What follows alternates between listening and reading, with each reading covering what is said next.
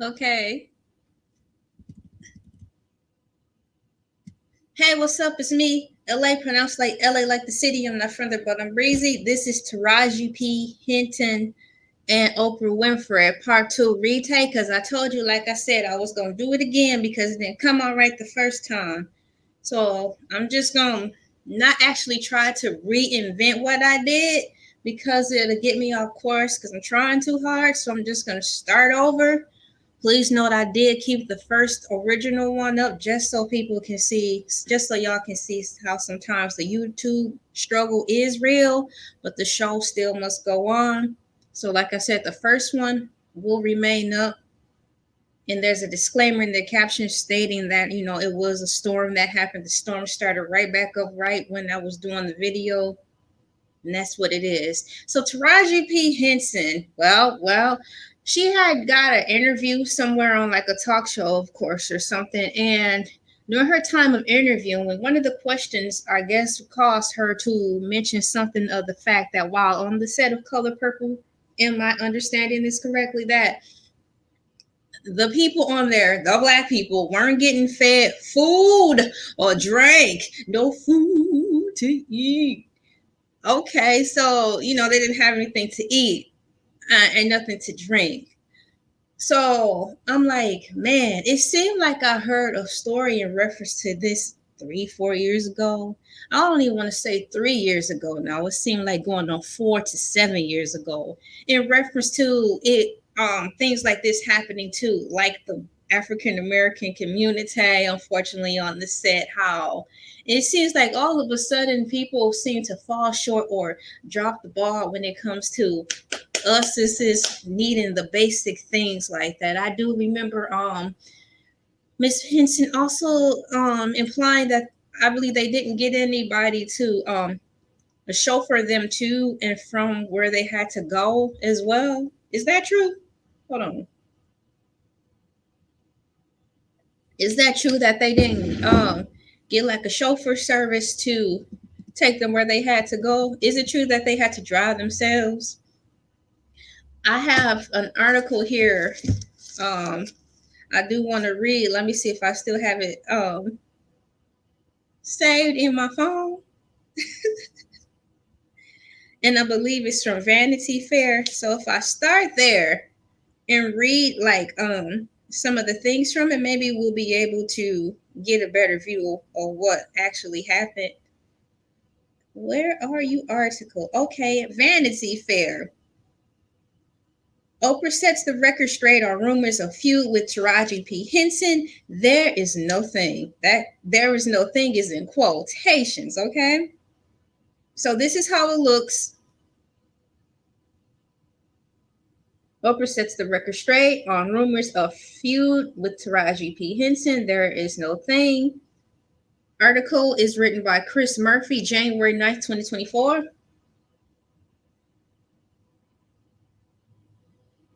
I can say I'm thankful that the phone actually is showing up this time. Last video, I tried to show you my screen opposed to screen sharing. It wasn't showing up to save my life. And I will have the same descriptions down here. So if you want to follow along, you can just click the links. I ended up moving all the way down towards the end of the article. so I could get to the part where the kind of like the meat and potatoes of the whole thing. Let me see here. Way down at the article, it quotes, and I quote, "They gave us rental cars, comma," and I was like, "I can't drive myself in Atlanta," end quote. "This is insurance liability. It's dangerous. Now they robbing people," said Henson, who stars in the film as jazz singer Suge Avery. "What do I look like taking myself to work by myself in a rental car?" So I was like, "Can I get a driver or security to take me?" I'm not asking for the moon. They're like, "Well, if we do it for you, we got to do it for everybody." Why does that sound so true? It seems like in reference to when I used to go to church, it seems like in those meetings we would have, I would listen to like what they're going to put together for the youth on Friday night. Friday night, youth night, what we going to do, this and that, like if we do this for you, we're gonna have to do this for everyone. For example, if there were snacks left over afterwards, like chips and whatever, somebody might ask, "Yo, can I have whatever's left?" If we start letting y'all take home extra stuff that's left, then everybody gonna want to start taking stuff home, afterwards. So we ain't gonna do it. Why that scenario was the first thing that popped in my mind after reading that. And so, what was the advertisement in there? Oh, and then the article is started. Oops. Then the article started back over. Let's see. Where you at, article? Where you at? Oh my goodness. Oh my goodness. I'm looking for it. Okay, and it says she continues. Well, do it for everybody. It's stuff like that. Stuff I shouldn't have to fight for. I was on the set of Empire fighting for trailers that wasn't infested with bugs. Oh, and this is another thing. I did do a misquote, I think, because I'm gonna read it out of character so I can make sure I'm comprehending what I just wrote in this last paragraph right here. She continued. Oh, I'm so happy that my screen's showing up.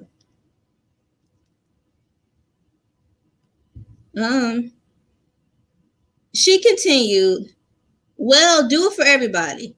It's stuff like that I shouldn't have to fight for. I was on the set of Empire fighting. Yeah, it do say that. Oh my goodness. I was on the set of Empire. What? I was on the set of Empire fighting for trailers that wasn't infested with bugs. So I did read that right. Let me turn the phone back to you so you can read what I read. Isn't she implying that the trailers they had have bugs in it? I was on the set of Empire fighting for trailers that wasn't infested with bugs. So yeah, I'm not standing corrected. I am correcting what I was assuming yesterday. So she's implying, right, that they had trailers infested with bugs. And in reference to bugs, I was wondering what she meant by bugs. Was it a few, this is Atlanta, home of the bugs. This place never sleeps, so it's bugs everywhere. So was it a few roaches here and there? And unfortunately, my mom went to when she did mention trailers, like the circus people, the traveling carnivals where the trailers set up in the open field next to trash cans. So, of course, the roach is going to be there type of situation, unfortunately. So I was wondering what she meant by infestation. Or was it like infestation in reference to like bed bug infestation? Or it was just way too many bugs. It was just like, but if it was one or two, coming in and out, that's a given. Because once again, this is Atlanta. There are bugs everywhere. So I wasn't too sure what that meant. But it seemed like I've heard that before about references and mentioning to our people only when being on the set having an issue with trailers being infested with bugs. So I've heard it again. And I'm not classifying it as that song, heard it all before. It's just like my antenna is raising up to wonder what's the magnitude of the bug level. I don't like bugs neither, but I know there's a such thing as bugs always being everywhere, no matter how clean you are. You're going to see a bug or few here every once in a while, you know, or just downright nasty and knowing in Hades. I'm not even going in there. That's what I want to know, what the level of the infestation was, because everybody has a different point of view. And in reference to food, I'm wondering, are you sure they did not have food? They didn't have a sandwich, no biscuits, no water. So, like, if that is the case, if that was true, and word on the curb is that when you guys are on the set doing your thing, you guys could be there like sun up to sundown working. There was no signs of fatigue, no one passing out. People who are hypoglycemic? Is it hypo or hyper? The ones who are in the middle, where they have to eat throughout the day so they don't get shaky and stuff. You mean you didn't see any signs of that happening? There was absolutely nothing on the set at all. Nothing to drink, no bottles of water, be it warm or chilled down, for them to fuel while they were there working. I am really scratching my head on that, because that is a concern. What did you guys do? Did you guys have bathrooms? I don't recall her mentioning anything about bathrooms, but once again, maybe the bathrooms do come in the bug infested trailers. Or was it like water? What you need a bottle of water for when it's a water fountain right outside?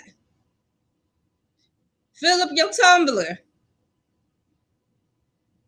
Okay, even if that is the case, you're cutting costs on bottled water and you asking them to bring their tumblers and fill it up at the water fountain outside.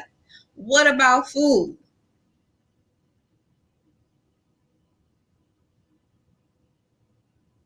They just leave it up to DoorDash to bring them food. That can be an inconvenience because they're not going to be able to find the set. That's time consuming. I'm finding it very difficult to believe that there wasn't food. But I've heard this before, though. I'm wondering if it's just food. Maybe that it's not to their liking. I am sorry, I'm having a difficult time to believe that there isn't any food. But if that is the case, that's just how terrible it is. Knowing that they're going to be there all day and there's nothing there, people are going to get fatigued. I don't care how healthy they are. You're hungry, you're going to get weak, you're going to get lightheaded, you're going to miss some lines, you know? Some people are going to get grumpy, they're going to be hangry. I find it perplexing to believe that there wasn't anything there for them. Maybe on the first day, even on the first day, there's bound to be some mess ups, but I still find that puzzling. I'm going to move on from that. I was curious. I'm going to, hold on, my timer might go off. I had the clothes in the dryer. Hold on.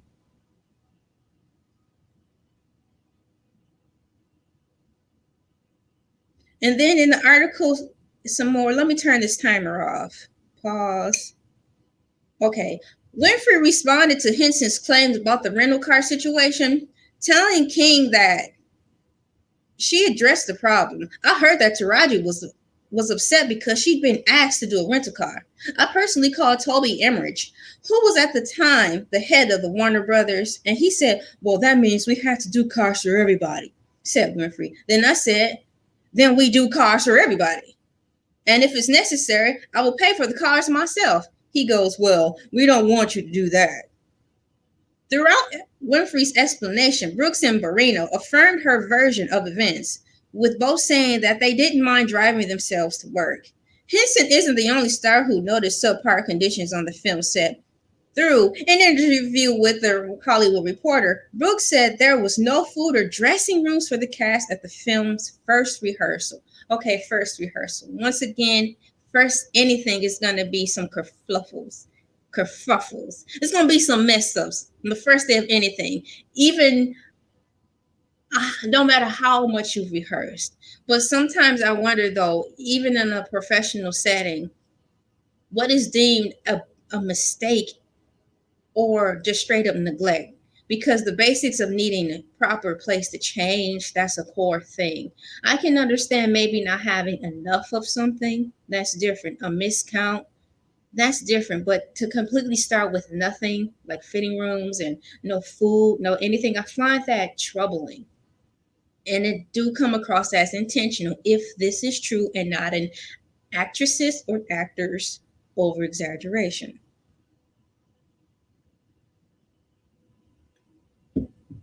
Trailers were another thing. Food was another thing. The producer said on the red carpet, Brooks chimed in to say everything got handled, which Winfrey then repeated. It's so disturbing to me.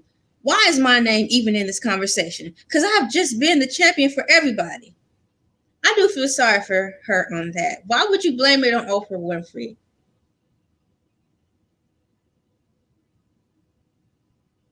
There's a section who's involved with the food part. There's a section who's involved with the dressing part, and so on.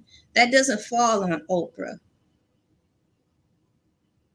That's like you're going to school and you're blaming the principal because the cafeteria didn't have enough chocolate milks. The first response would be to go to the cafeteria and express to why there aren't enough chocolate milks instead of going directly to the principal. The only time you go directly to the principal is if this keeps happening over a course of time. And is it that serious? It's serious because you do like chocolate milk and it should be enough. But if it happened once or twice, but they did supply the chocolate milks, somebody probably took more than their fair share. Like, don't go directly to the principal for something so minor. So I'm wondering if this is a situation where they just went straight to the principal and was like, this ain't happening. That's what I'm wondering. I would like to know if that is the case. I do apologize for that happening, but according to a portion of this article that I read by way of Vanity Fair, it happened on the first day. I wouldn't want to drive myself to work if I had to do something as heavy as acting because I would be too tired to be trying to figure out how to get somewhere. Even if I'm familiar with the area, I wouldn't want that. That's the last thing on my mind. I just want to get there and be in my zone of focus. I wonder if there's anything else in this article I should talk about. That's the article. And I also was wondering, is Color Purple a movie or a musical? It is a musical, right? It's a musical turned into film. And I'm saying, you remember Tyler Perry? When he first came out, he would do his plays on the stage in the actual building. And then those plays would get recorded, then pressed out as DVDs. So I'm wondering if that's what happened with the new Color Purple. Like they recorded it on the stage and then is showing in movie theaters, the play is playing in movie theaters, or do they have to go to an actual like Fox theater to watch the play at a showing? Like the very first Color Purple when Fantasia did it years ago, maybe 10 years ago now, where the Color Purple was done as a play. Of course it is. But you had to go to like the Fox Theater to go actually sit down there and see it and be submerged with the live singing, the live everything. I went to one of those before. That was nice. A second question is the Color Purple still called the Color Purple? Or is it like the Color Purple remix? How will we know the difference between which Color Purple we're seeing if we are looking for it online? Do we type in the Color Purple? Because both of them are going to come up. So do we type in the Color Purple Part 1, the Color Purple Part 2? Is it the Color Purple Remix? No. That's what I was wondering. Is Color Purple, how is it going by? So let me see if I still have those notes too, because I was curious about that. Oprah Winfrey, Color Purple, the Color Purple. I did look up before, when did the Color Purple movie come out? And according to AMBLIN.com, AMBLIN, the Color Purple movie, let me see. It seemed like this website changed since I last was on here. Man, I don't like that. Because all I wanted to know is when it came out. I think it came out in 1985. I'll share my screen. If I can go back, maybe.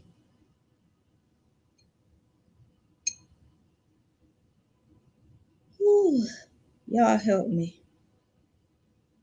It's not hitting the same like the first one, and I wish it did because I have jokes and punchlines and stuff.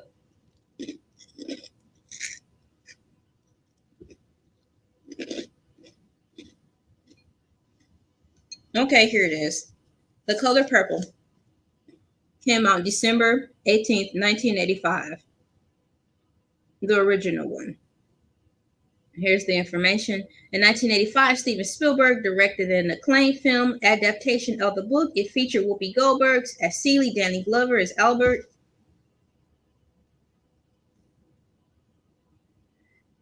and Oprah Winfrey as Sophia. The Color Purple was also adapted for the theater, and the first Broadway production premiered in 2005.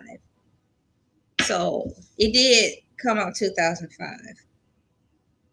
I think I was off on my timeline. That's probably 18 years ago that happened. Man, where did the time go?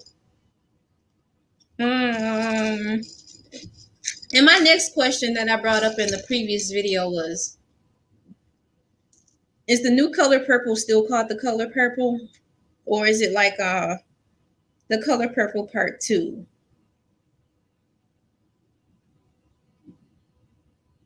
Let me see. It looks like they call it film. The Color Purple film. Because I'm like, how are we going to distinguish which is which? Because it's different. It's been revamped. I was wondering if they were going to call it, instead of the color purple, they would call it on one of the shades of purple, like the color lilac, the color lily, the color light purple, so we'll know the difference, or the color purple 2. It could be called the color purple 2 because it's not a continuation of part 1, though that would be dope. Color purple part 2, where they are now. Yeah, sounds like a Netflix special. Please, I would love credit for that. Right. So I'll look through my notes and see if I said everything. This video not hitting like the first one. I'm sleepy and tired anyways, but that's still no excuse because the joke still will run out even if I'm tired. It's just not hitting the same like the first time I did it. And it's not even scripted. I'm just going with it. I have not seen part 2, but I can say another thing in reference to the Color Purple 2 coming out. I'm hearing 2 stories where people are upset with Taraji P. Henson's timing of it all to come out and complain that the quality of things were poor because it's taken away from the actual celebration of the movie that is out again, and it may be deterring sales from it might be hindering the sales now that the Color Purple now is seen as the confrontation with Taraji P. Henson and folks not having food to eat or water to drink, and I'm over exaggerating, roach infested trailers. Because now when I think about the Color Purple 2, it's starting to get a little soupy in my mind, like the Color Purple 2 with the remix, or the set where they feed the people at, or what it's really about anyways, opposed to the fact that they did Color Purple 2 over again. I'm not sure if they're going to be able to bounce back from what happened because of this or what. It's got here and look at Oprah Winfrey Daily.com. Oprah, I didn't know you still had your website running. I'm gonna go to it. Hold on.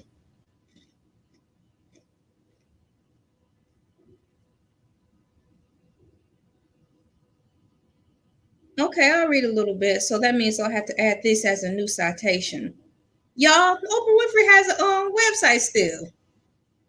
OprahDaily.com. OprahDaily.com. Yeah, okay.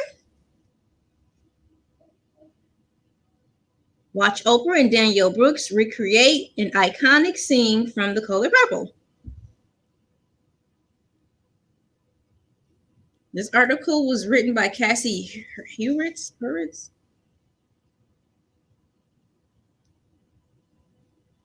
Look at that lady. She's so happy.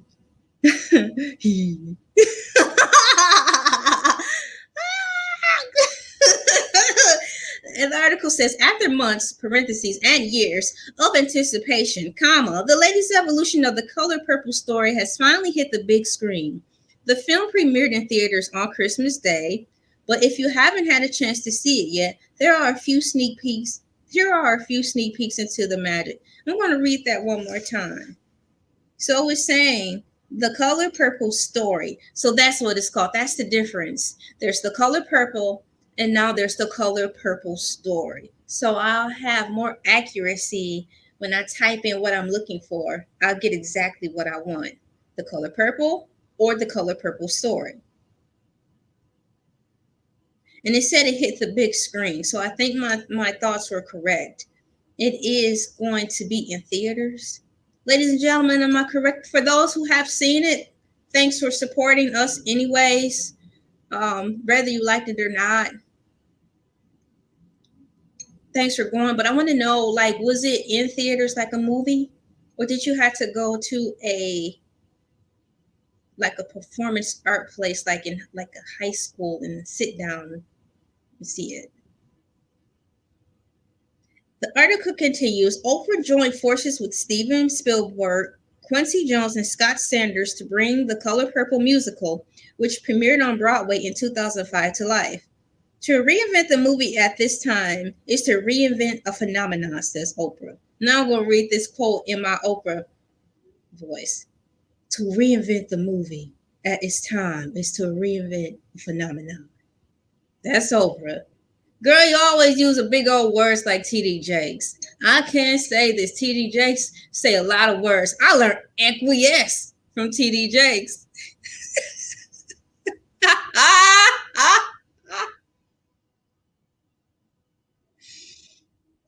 You know, Oprah do use a lot of big words. I can't say that. Thank you, Oprah, for sharing your Rolodex of large words with us so we can pick up on something. In 1995, Oprah made her acting debut as Sophia in Spielberg's adaptation of Alice Walker's novel and earned an Academy Award nomination. Oprah said she felt deep down joy, end quote, while filming The Color Purple. And she continues, being in that movie changed everything for me. I was doing work that I loved, and I was surrounded by others who were equally passionate. I was so happy every day. End quote. She said, I felt that.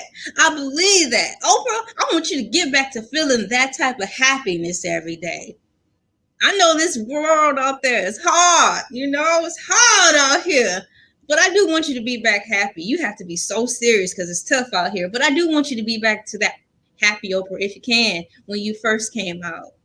It was like I could feel the joy. Joy. I could feel the joy coming through the TV when you do naturally be happy. Word on the curb is you losing weight too. Congratulations. And that's about all I'm gonna say in reference to that. I hope the movie picks back up. I hope this stuff didn't give The Color Purple, the story, a black eye, and now people won't go out and support it.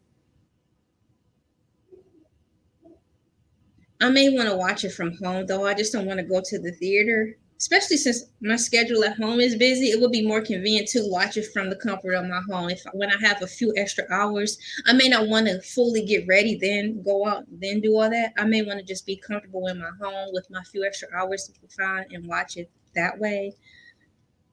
I think that's where I'm going to end it. I did add a few pieces of information in reference to the color purple. I did see the color purple when it came out. Man, I didn't know it came out in 2005 on Broadway and stuff, but I liked it. It almost made me cry. It was nice hearing loud, soulful music coming from my people. It was a beautiful thing. It was a beautiful thing to hear my people sing them loud, live, and in color. I could feel the words. They were hitting me. I was so happy to see all that talent live and in action. I can't say that. If anything, because I'm hearing the message is a new message for current days times. So I think I'm hearing that it's more of an inclusive message. So if you feel some type of way about that, go for the fact that you're going for the feeling of seeing our people shine. Go for honing in on their talent shining through their vocals, their delivery. You know, go for the meat and potatoes of the movie. I can't say that. That's why I'm going to watch it. I want to go back to get that feeling of celebrating our people shine through the screen, be it that they may not have gotten paid what they felt they should have. I am sorry for that if that is the case. I am very sorry for that.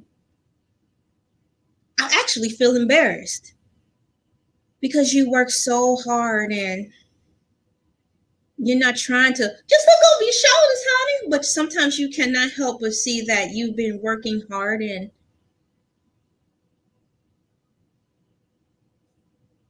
you're like, man, how did they get all that?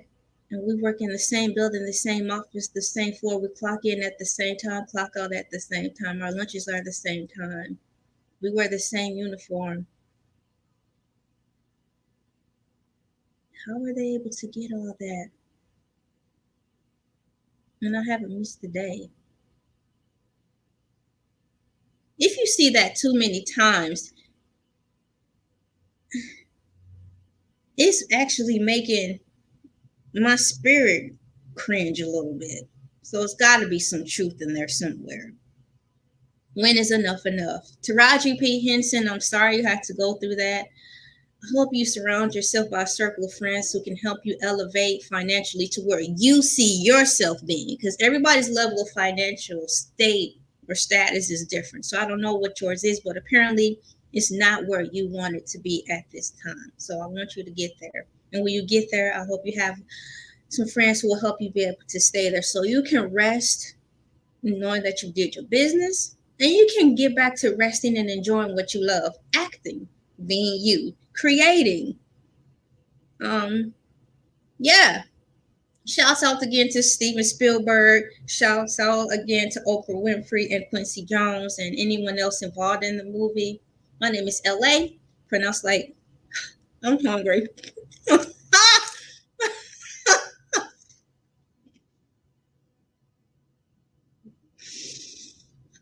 Oh,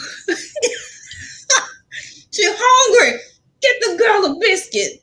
See, I'm hungry and I'm doing a YouTube video. So you mean to tell me when they out there singing and doing retakes and whole entire songs that they didn't feel a hunger pain or didn't get a little parched? Because I'm sitting here at the table getting a little parched. And I'm hungry again. This gives a lot of energy, even from sitting here. If you mean it, I believe. If you mean what you say and what you're really into what you're doing, it's energy is coming through. I'm getting tired already. And I just sat down. So you mean to tell me nobody was feeling no ways tired or a little more tired than that on the set, and it didn't raise eyebrows to see that their performance is starting to become a little wilted because they're beginning to show signs of lethargicness. Correct me if I said it wrong, please. You know, they're getting a little lethargic because they need something to drink, something to eat. I find it hard to fathom that. In the article, it said that there was a slip up on the first day. Was there food at all, or was it not enough food? And so by the time people did get hungry, there wasn't anything left to pick from to hold them over outside of like a radish tray. You cannot do anything with a radish tray, and you're pushing out all that creative energy. That's not going to do anything. They need a burger. I love you all. My name is Elay, pronounced like LA, like the city. I'm not from there, but I'm breezy. I'm gonna push this button to sign out. First, I'm actually telling you what I'm doing. I'm gonna start the music. I'm starting the music. Sweet music.